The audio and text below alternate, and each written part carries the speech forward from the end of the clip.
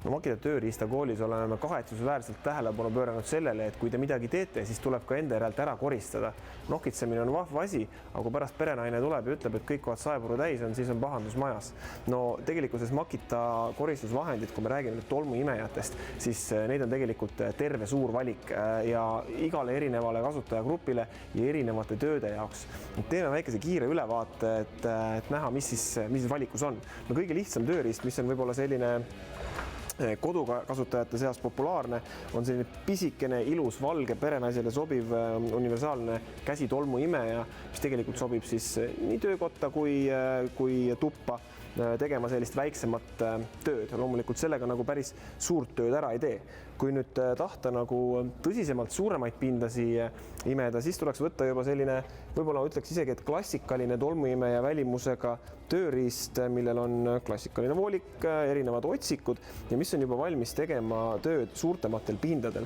Loomulikult on ta 2 akuga, et ta kauem vastu peaks. No see on näiteks asi, millega ERMi koridorides koristatakse suuri alasid. Mugav, sulle lohise juhet järgi, saad läbida suuri vahemaid, rattad on all, veereb hästi.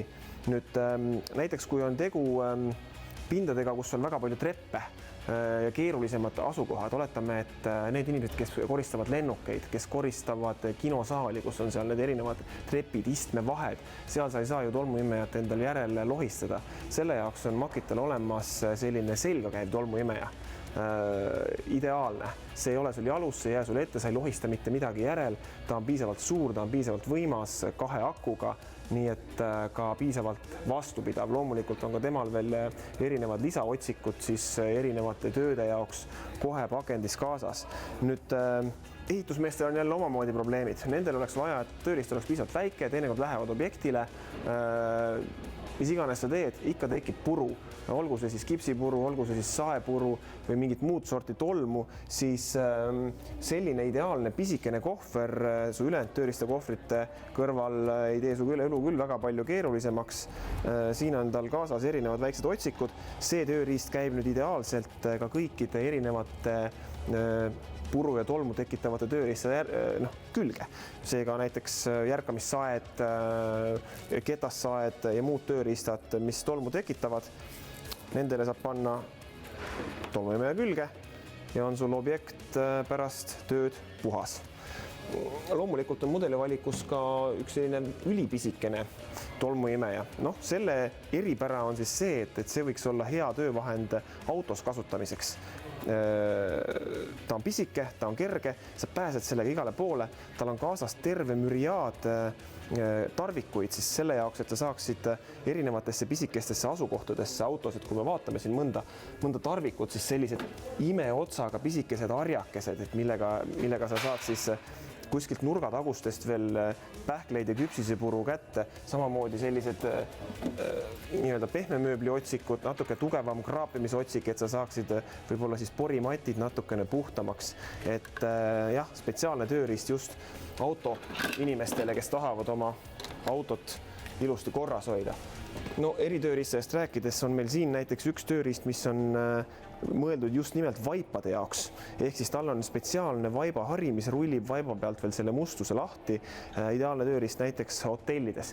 Pikad koridorid, teate küll, kus on vaibad maas, siis just nimelt see tööriist aitab seal hädast välja. Ja kui on vaja mingit keerukamat nurka veel eraldi puhtaks saada, siis palun väga, siit tuleb veel välja selline lisaotsik, millega saab siis võtta servad puhtaks ja siin on loomulikult ka veel erinevad lisatarvikud kaasas, et kui on vaja mingit natukene peenemat otsikut, siis saab ka seda teha.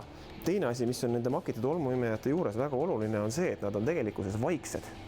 Mis saab seda, et näiteks kui me tõime selle hotelli näite, kliendid ei kuule, kui suur müristamine koridoris käib, teed vaikselt ära, kedagi ei sega, samamoodi kasutatakse näiteks seda sama tööriista hotellis hommikusöögi laua juures, et inimesed söövad, käid seal vahepeal, võtad põrandalt küpsisepuru ära ja ei häiri mitte kedagi. Ja kui tolmuimejatest räägime, siis tänapäeva targas maailmas loomulikult on täiesti asendamatu asi ka robot ja see on samuti Makital olemas. Ja kui nüüd rääkida robot-tolmuimejate turust, siis see on üks väheseid, mis on tööstuslik robot-tolmuimeja. Ta ongi mõeldud koristama suuri alasid, suuremaid kui tavalised robot-tolmuimejad ja ühtlasi tal on ka see prügikast või siis see, kuhu see tolm läheb, see on tal oluliselt suurem, kui on võib-olla teistel väiksematel robot-tolmuimejatel. Nii et jaa, kui ise ei taha tolmuimemisega tegeleda, siis selle jaoks on olemas ka roboti võimalus. Seega jah, valik on suur ja lai, igale ühele on midagi, tööriistad on spetsiifilised ja sobivad erinevateks töödeks. Nii et tehke oma valik.